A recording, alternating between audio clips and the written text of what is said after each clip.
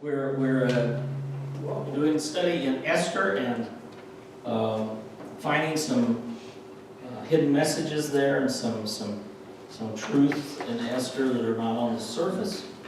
And so last week we talked about the gallows that were built by Haman. Haman's gallows did not have to be hanging gallows, but it's the word for tree or for wood. And so it's a wood scaffolding or structure of some kind. And we also said that the word to hang does not mean like a hangman's noose. Remember, most of these interpretations are coming from medieval England, you know? And so the King James and the medieval type of England time, when there were gallows and hanging and stuff like that, that we can hang by impaling, and that's more proper or more real of how the Assyrians would have done this. And even Jesus was hung on a cross, and it didn't mean that there was a rope around his neck. He was impaled with nails, we said. Right. And we looked at 1 Chronicles 10, and we're not going to go back and look at that again. It's in last week's teaching. We looked at the area of Nimrod where this all took place, and the city that took place there on the walls, we actually have impaled prisoners who were impaled on stakes outside the city walls. On another part of the city wall, there's a close-up of impaled prisoners. We said that Vlad the Impaler, who was the root of Dracula, impaled literally hundreds of people at a time. And when he ran out of stakes, they chopped the bodies up while they were still alive. By the way, they chopped them up while they were alive because he wanted to show his power over the people. And he was a sick puppy. And this drawing is even from the 1800s of an Egyptian peasant who was in trouble and was impaled in Egypt in the late 1800s. So why the impaling of Mordecai, though? We said, first of all, Deuteronomy 21:22 tells us that cursed is he who is hung on a tree.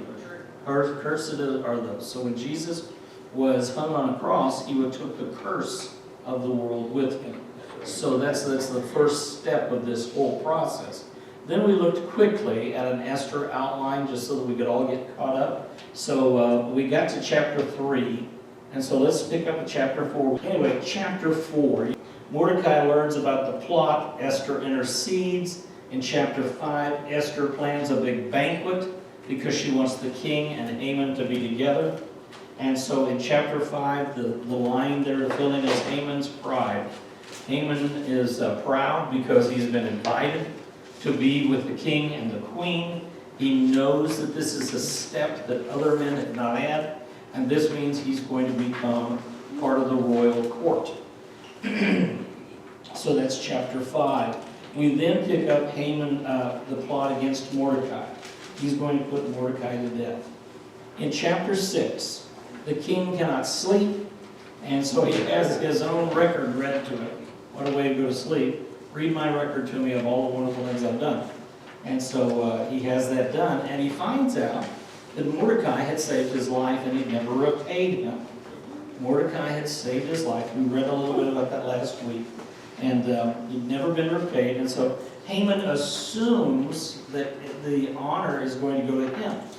The king says, what would you do to someone, who deserves honor?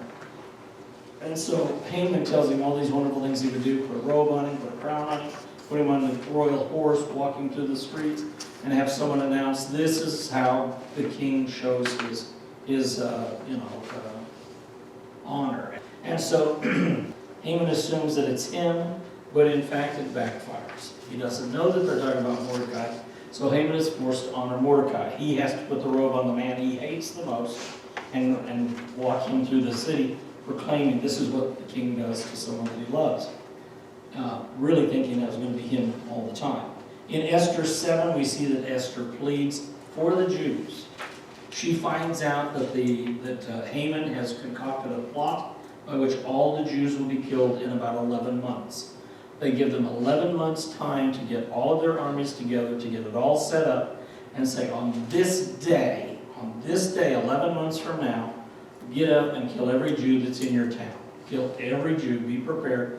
Do whatever you have to do to get them rounded up, to get them together, make sure that they don't sneak away.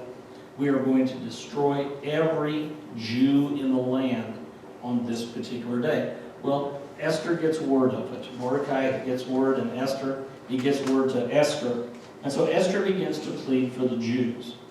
And this is the famous verse of, perhaps you were born for such a time as this, that this is your time. Now the problem is, Esther had to go before the king. And the queen could not just go before the queen. We know that with Vashti in chapter 1. Queen Vashti was summoned to the king's banquet, and she said no. And she found herself not the queen the next day. And that's how Esther becomes the queen. So anyway, she cannot go in unless the king invites her to go in. And in fact, she's not allowed to go in except every month, about once a month. Now, there's an adult reason for this, okay? We don't teach this in Sunday morning. But the adult reason is that he has 30 other concubines that he sleeps with. And so every month, then the queen is one of those in rotation. And so she can't just go walking into the king because it's not her day.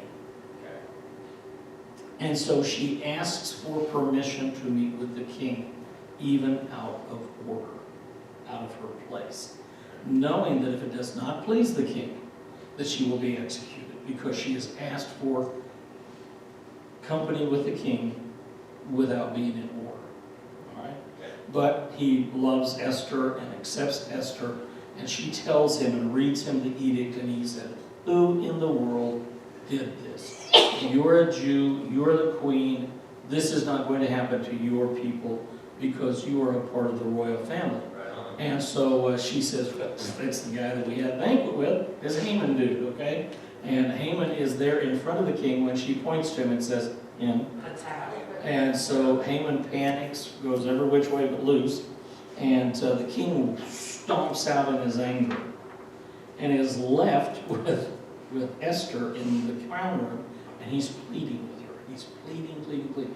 And the story says that he finally crawls his way over to the couch that she's laying on, and he puts his hands, he's up like this on the couch saying, "Please, please, please." When the king walks in and says, "Would you even approach the queen in my presence?" Oh, dude. Yeah. This is bad. He says, "You're trying to make the moves on my wife and I'm mad at you," and all this stuff. And so Haman is hanged on the gallows that he had prepared for Mordecai. He is impaled in that place. So in chapter 7, Haman is hanged. And then in chapter 8, Mordecai is promoted to the place of Haman. He now has not only sits in the city gate, which he had before, but now he has entrance into the king's palace. In other words, Mordecai gets more power than Esther. Esther still has to wait her turn. Her uncle now is raised to a place where he is one of the wise men of the Assyrian court. Okay? And so the last thing that we have on our sheet is the king avenges the Jews. Now, here's one of those awkward things. An edict from a king in those days could not be undone. Once the king has said it, it is divine. And so God doesn't change his mind. So the king can't say, "Hey, wipe out that edict about the Jews, okay? Let's not kill the Jews." Instead, he sends out an edict that tells the Jews, "This is the day that your neighbors are going to kill you. Be ready." Wow, okay? Talk about the battle already being won kind of thing. And so in most of those towns, there were more Jews living in the towns where the Jews were than the Assyrians, because the Assyrians lived with the Assyrians, the Jews lived with the Jews, and so the towns where the Jews were going to rise up and kill them are actually outnumbered, according to this passage. And so the Jews are bucked up and ready, and they avenge all of Mordecai's family and relatives. And they take revenge on it. So that's the story of Esther, okay? Now again, think of how many times has God saved the Jews? How many times has he protected the Jews? How many has he sent, divine protection for them? And yet we, as Christians, walk in that same promise, right? We walk in the same promises we saw. Now, in chapter 9 then, the Jews turn around and destroy all of their enemies. So the Jews destroy all of their enemies, and a feast is established among the Jews to celebrate the work of Esther and Mordecai, and it is then the Feast of Purim. Now we learned in the first chapter that Pur, P-U-R, is the word for lots, for casting lots. And so Purim is plural of that. So it's the feast that they had is celebrated. And chapter 10 celebrates Mordecai's greatness, his celebration of who and what he has become. All right?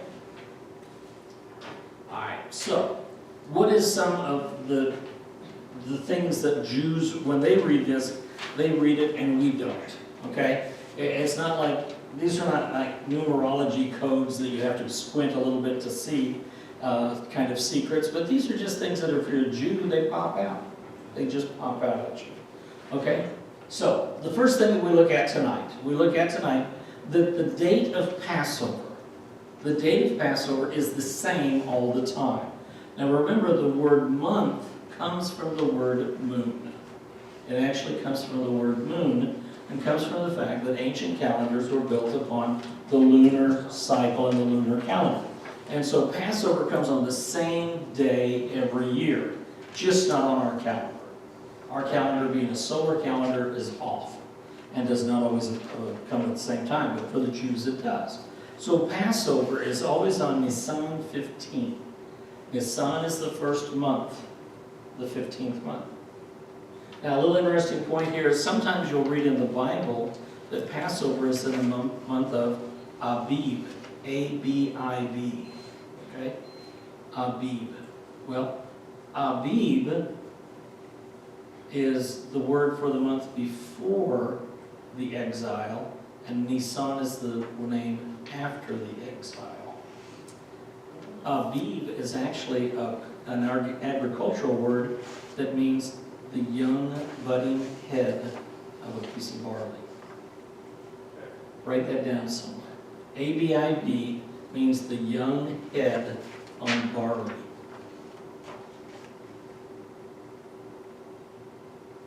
So Abib would be if I take barley and take this young head off of it, I'd say this is the Abib. That's Abib. Okay? And so, because first fruits, the festival of first fruits, is the very first Sunday after Passover. So you have Passover, which is a Sabbath day. Then you go a day plus the first Sunday. After that, the first day after a Passover is going to be the first fruits. So there is no date for first fruits because it depends on what day of the week does Passover fall on. Passover falls on a Monday or Tuesday or Wednesday or Thursday or Friday. Then it's going to change the date of first fruits. But you have the Sabbath and the next day is first fruits. So it could be 2 days, it could be 3 days, it could be 5 days. Just depending on where it falls in the month. Okay? Then Pentecost is the 7th Sunday after first fruits. Penta meaning 50, so 7, 7, and it's that first Sunday after 7 Sabbaths, which would be 49 plus 1 equals 50. So the date of Pentecost is never fixed either. It's not fixed on the calendar because it really depends on when Passover is, which is when the Sabbath is, which is when Pentecost happens, okay? We got that? We good with that so far? All right. Look with me then at Leviticus 23. Leviticus 23, 4, 6, and 7. These are the appointed times of the Lord, holy convocations which you shall proclaim at the times appointed for them. In other words, I'm giving you the dates, don't mess with them.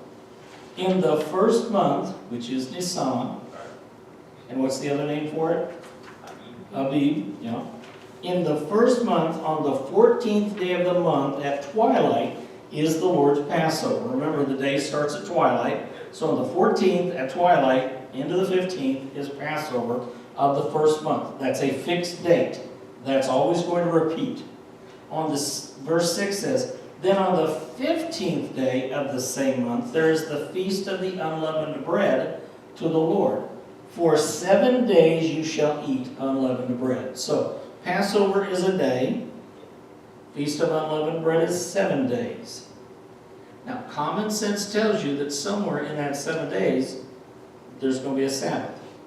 Right? And that's when the next festival is then. So we're going to have that. The next day is the feast. So, on the 15th day of the same month, there is the feast of unleavened to the Lord. For the 7 days you shall eat unleavened bread. On the first day of the 7, you shall have a holy convocation. You shall not do any laborious work, but for 7 days you shall present an offering by fire to the Lord. On the 7th day is a holy convocation. You shall not do any laborious work. So no work on the first day, no work on the last day. The 5 days in between you can do normal stuff, but you have to bring an offering, a burnt offering of some kind. Okay? So, here's what we've got. Okay, what we've got from this passage is, on the first month, the 14th day at twilight, we have Passover, which is 1 day. Okay? If you look at your little calendar that I gave you all a calendar, you'll see that the month of Nisan, and there's Passover kind of in the middle of it, right near the middle of the month, right? Okay? So, the next day, on the 15th at twilight, is the Feast of Unleavened Bread, which is now going to last 7 days.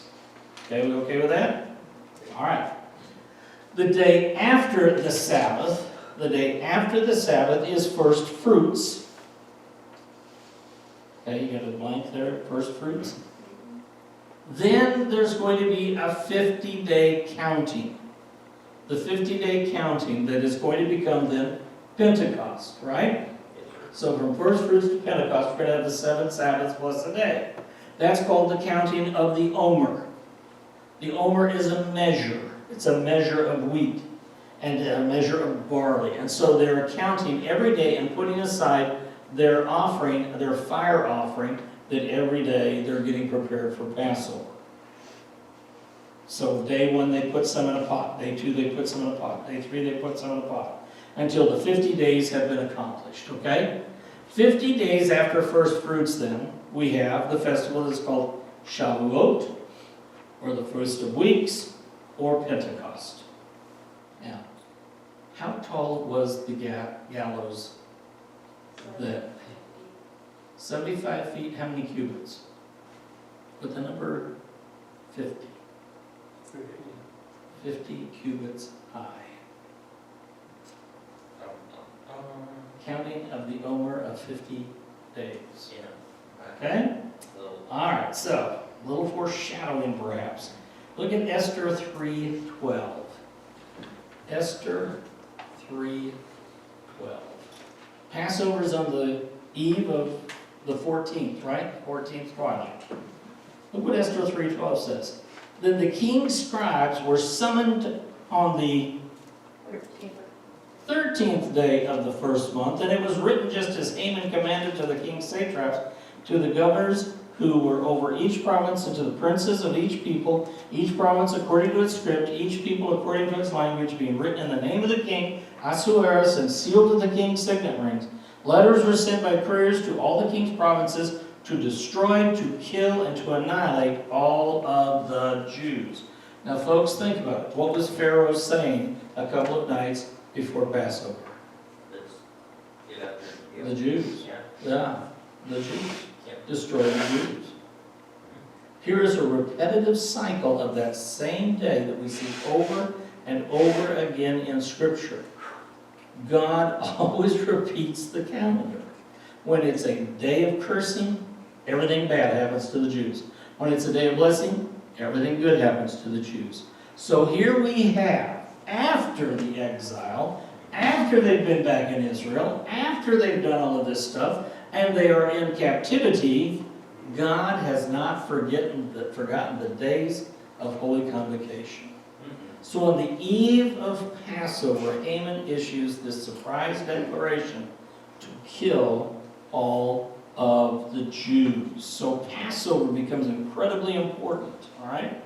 Now, we know that time passes as the edict was spread. It goes out into all the land and goes to all the people. The Bible says later on 127 countries were contacted. Now remember, some of those countries are city-states. It's city-states. It's Babylon. It's Gilgal. It's Shemesh. They are cities.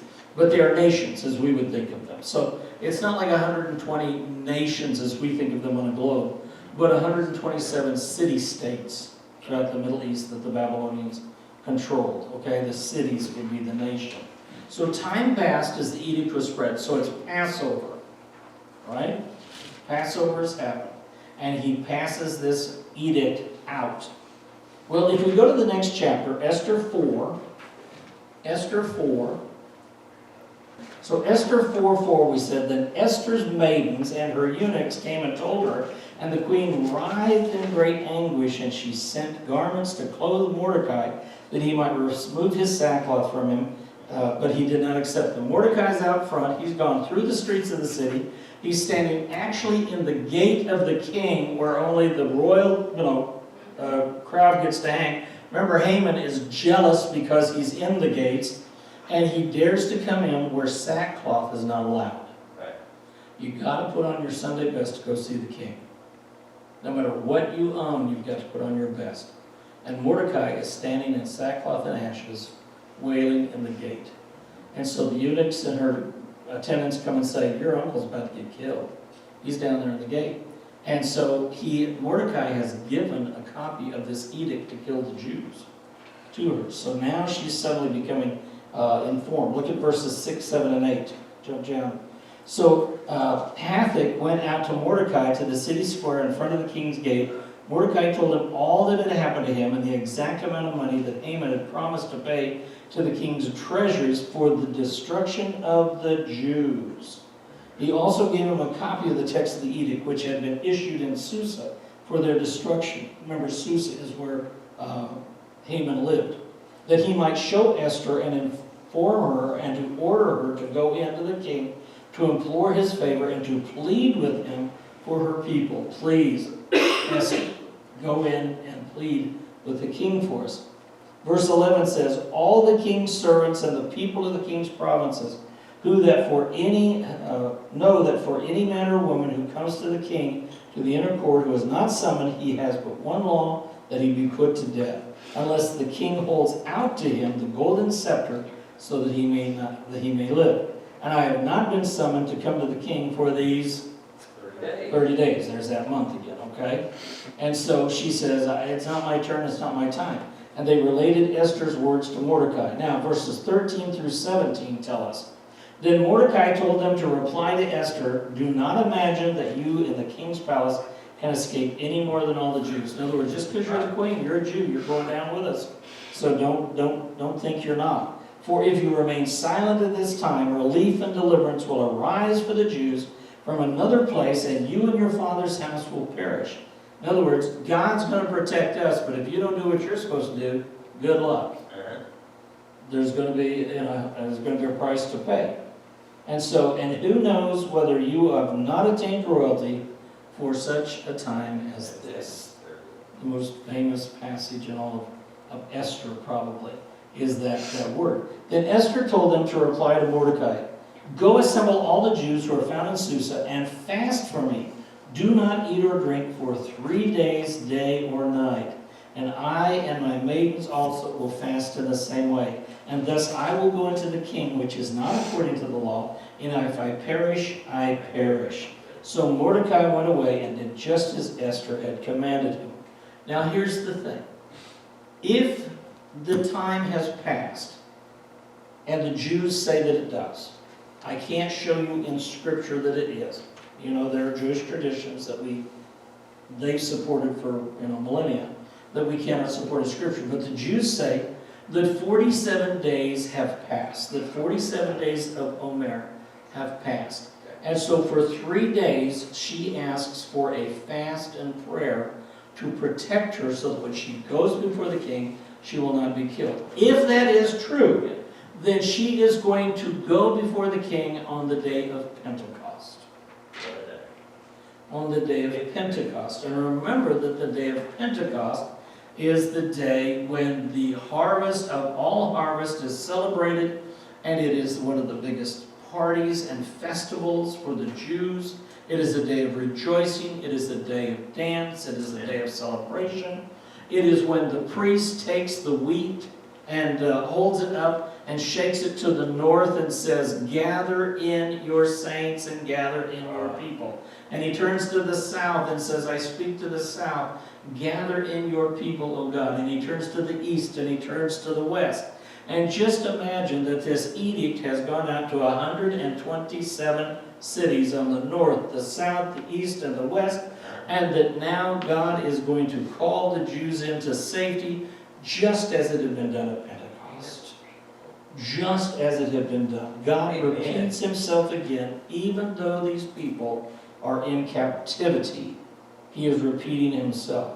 But for us Christians, just think that before the celebration comes, there's the 3 days of fasting and mourning, which is indicative of Christ in the tomb as the first fruit.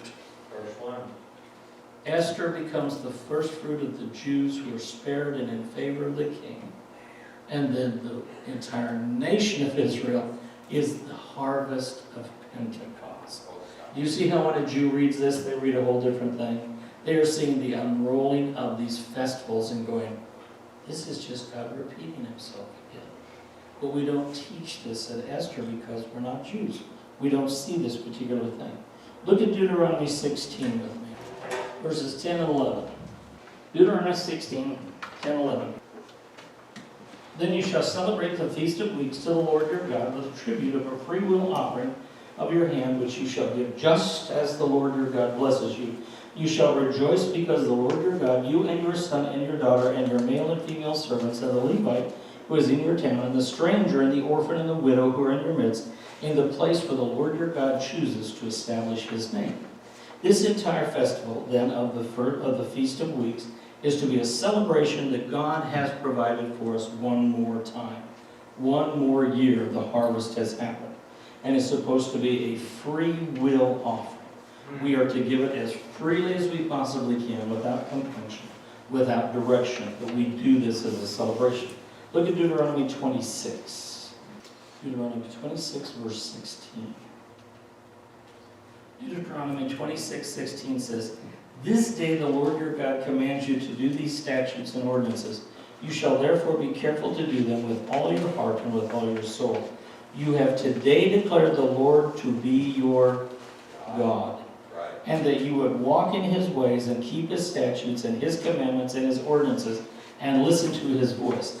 The Lord has today declared you to be his people, a treasured possession, as he promised you, that you should keep all of his commandments, and that he will set you high above all nations which he has made for praise, fame, and honor, and that you shall be a consecrated people to the Lord your God, as he has spoken." Folks, even though Haman wanted to destroy the Jews, God used Pentecost to celebrate the fact that he was their God and they are his people, and they will be above even the nation who has enslaved them and exiled them. And that through Queen Esther and through Haman, they are going to rule the country, even though they're the slaves. This is what this is all about. And so we begin to see that the book of Esther is not only the true story of a people who were almost destroyed, and not only the true story of a queen who saved her people, but it is a snapshot of what God was willing to do for his nation, Israel, any time they obeyed him. Any time that they followed him. This is a snapshot.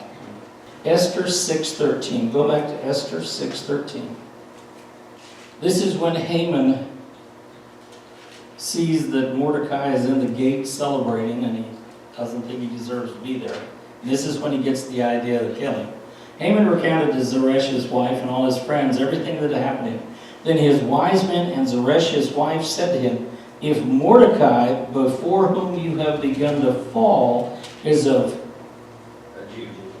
Jewish origin, if he's got Jewish roots, You will not overcome him, but will surely fall before him. Even the Gentiles of Assyria knew what first fruits and Pentecost was all about.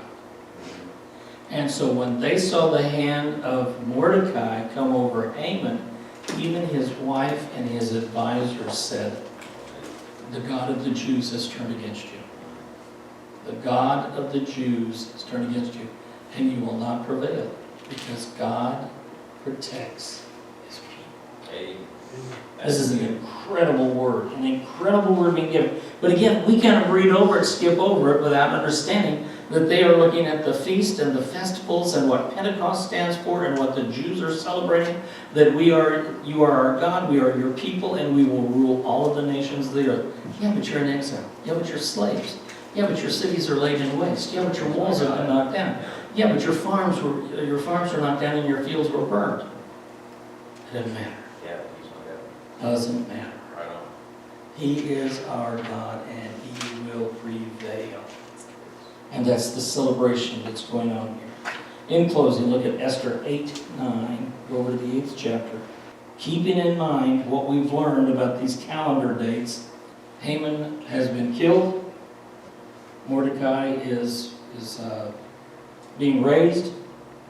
And so in Esther 8:9, go look at 8:8. Now you write to the Jews as you see fit in the king's name and seal it with the king's signet ring. For a decree which is written in the name of the king and sealed with the king's signet ring may not be revoked. Again, they can't come back on it.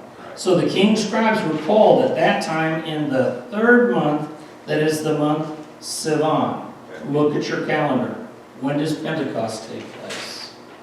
The month of Sivan. Okay? So we are in the month of Pentecost. But it says on the 23rd day. It's the 23rd day that they come together. Folks, this is 2 weeks and 2 days after Pentecost. 2 weeks and 2 days. So it intimates that Haman has been killed. The Jews believe that he was killed on the eve of Pentecost. And in 2 weeks and 2 days, Mordecai has been raised up to his place, now has his place, and they have a plan of how to save the Jews. And so it is immediately after Pentecost that this edict goes out. On the 23rd day of Sivan, it is written according to all that Mordecai commanded to the Jews, the satraps, the governors, the princes of the provinces, which extended from India to Ethiopia, 127 provinces, to every province according to its script, to every people according to their language, as well to the Jews according to the script and their language. This is going out to everyone, okay? He wrote in the name of King Ahasuerus and sealed it with the king's signet ring, and sent letters by couriers on horses, riding on steeds, sired by a royal stud. In them the king granted the Jews who were in each and every city the right to assemble and to defend their lives, to destroy, to kill, and to annihilate the entire army of any people or province which might attack them, including children and women, and to plunder their spoil.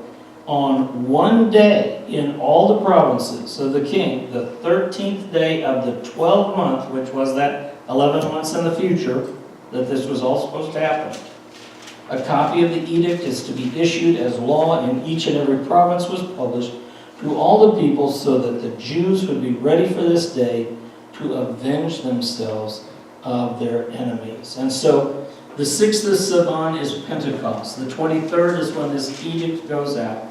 And let all the people know that God will protect his people. He will protect his people. We need to remember that as Christians. Again, this is all a part of our bigger session of we don't go by what we see. We go by what we hear. We have to trust the Lord that this is going to happen.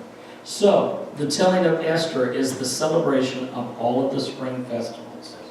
All of the spring festivals, from Passover to first fruits, to unleavened bread, to first fruits, to the counting of the Omer, all the way to Pentecost. And it is a picture of what each one of those festivals represents. It is a symbol and an illustration of each one. And so 50 cubits high is the counting of the 50 days. And yes, it was 50 cubits high. I believe that. I believe that's true. But why did Haman choose 50?